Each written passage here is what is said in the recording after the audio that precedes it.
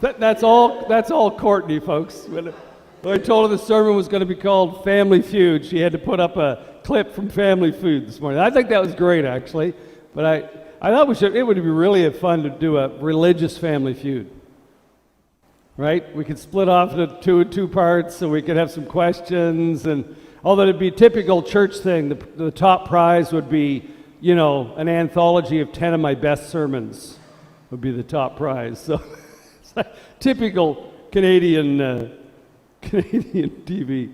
So I'm going to talk. I like the Canadian Family Feud because I can't stand the American one, but I really like the Canadian one because it's so Canadian. I mean, the families come dressed in tartan, the opposite families, and they're from towns that I know, like they're from New Waterford, Cape Breton, or they're from Orillia.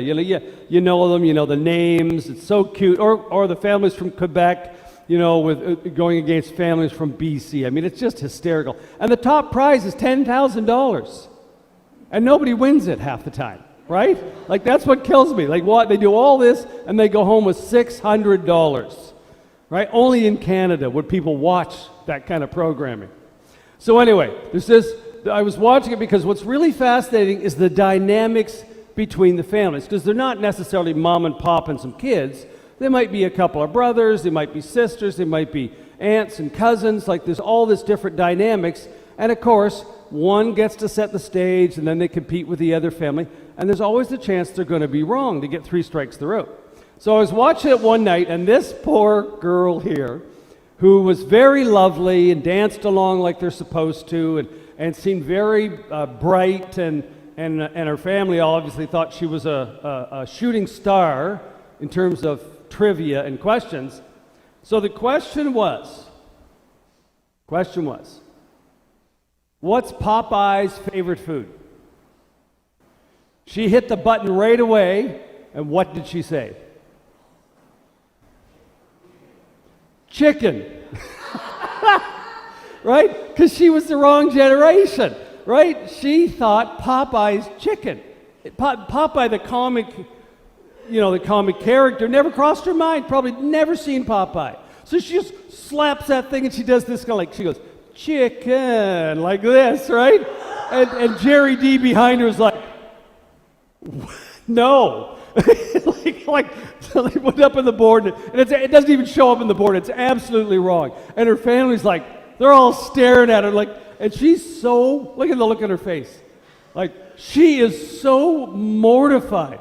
The right answer, by the way, is spinach, right? So she's mortified, and her family's just like, they're disgusted with her because she's so quick, and it's the first answer, so it gets to be which side of the board you pick and all that kind of stuff. So this is a lighthearted approach to I think a rather difficult subject.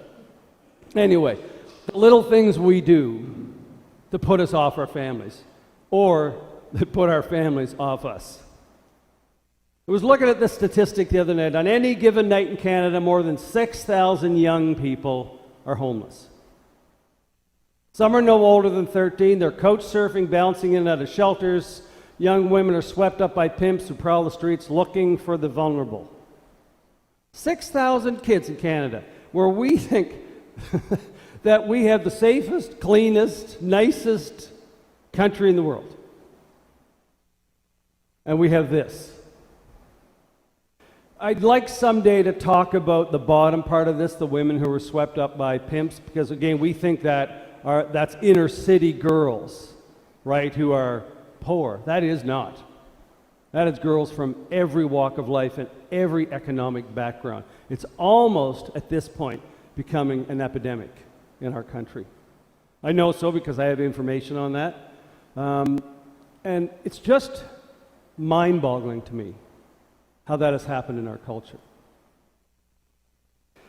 So I thought this was interesting. It's not a sleepover if you can't go home. The idea that kids don't have any place to go. And again, it's not bound by economics. It is sometimes, but not all the time. It's bound by mental health. It's bound by families not getting along, not fitting in. It's bound, again, by the idea that Families are blended or fractured, and individual members in the families can't get along with each other. It has all kinds of root causes. It's not a simple thing. So I think it's interesting when we look at the Joseph story. It's interesting how the story goes along this way. Brothers, what are we going to get out of killing our brother and concealing the evidence? Let's sell him to the Israelites. Let's not kill him. He is, after all, our brother, our own flesh and blood. His brothers agreed. So the idea, even back as far as Genesis, you don't harm your flesh and blood. You just get rid of them. You just move them out. You just let them move along. It just is a fascinating concept in our modern culture that it still happens. It still goes on. And there's no point in blaming anybody, because I don't think the blame ever does any good. But it really, really is interesting to resort and try to analyze why it happens instead of covering it up. Yeah, if we go ahead, let's do that one. So when you consider the cause of youth homelessness, it's clear that the vast majority involvement in the street is not a choice. It's also important to remember that for any particular young person who becomes homeless, the causes may be complex and not reducible to a single event or issue. That is, poverty may be linked with discrimination. Other factors, such as parents' addictions or a disruptive family event like the death of a parent, may create additional problems. Any combination of factors could then contribute to problems at school, involvement in crime, or addictions, which make life at home problematic. I raise that because it's one of, I think, our great shames in the culture, one of the things we never talk about. Except, especially if we go to the big city and we see kids panhandling on the side of the road, and we think, oh, what did their parents do? Or they're drug addicts. Or there's always a blame immediately that comes to our mind that resolves the issue and we don't have to think about it anymore. We go to the next one. I always think this is, for me in the world, this is an important thought that should always follow anything which disturbs us. Don't blame the world, find a solution. Is there a solution available? Why is it there are some countries who don't have this issue? They have found solutions. And there are other countries where this is just an accepted way of being for a certain amount of the population.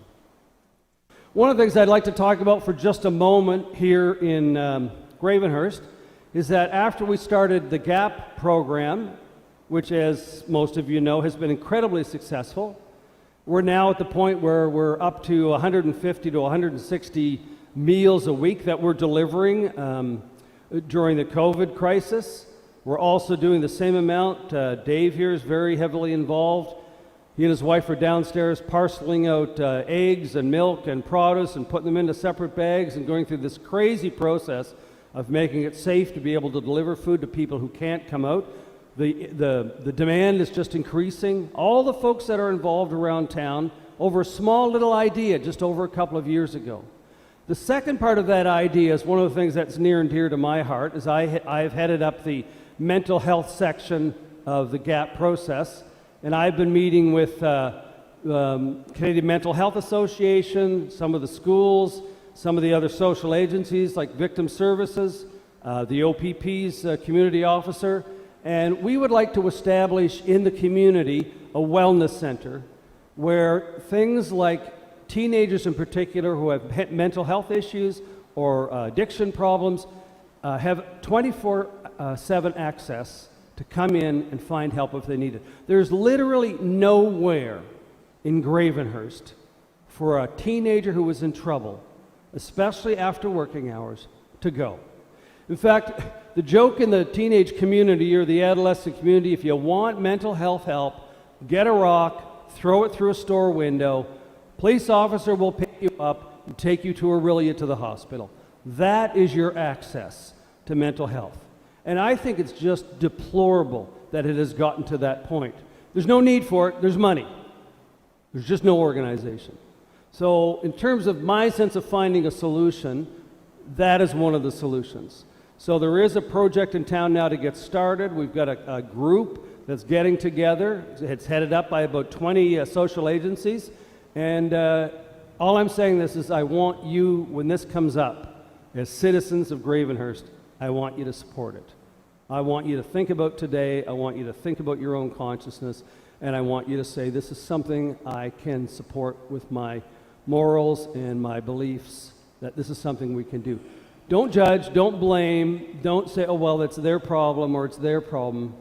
Find a solution, support the solution. That's all I'm asking. So I want to go back to our friend here, Eve Dubois. So remember the one whose family, they kind of shunned her because she got the answer wrong? You know what happened? Popeye's Chicken sent her a check for $10,000 worth of Popeye's chicken. They so loved the fact that the first thing she thought of was Popeye's chicken that they sent her a check for the biggest prize that the show ever gives out. So her and her family now have $10,000 worth of Popeye's chicken. That'll go a long way, folks. So now she's gone from goat to hero in the family. I thought it's one of those perfect family success stories. And it's also like the end of the Joseph story. I know you probably have heard it 100 times, but just to remind you, at the end of the day, Joseph becomes very famous in Egypt. His family, because their homeland is going into a state of starvation and drought. They come to Egypt to find food, and Joseph sees them and recognizes them and welcomes them, accepts them and brings them all back, and they become united as a family once again. It's a beautiful story at the end. Thank you.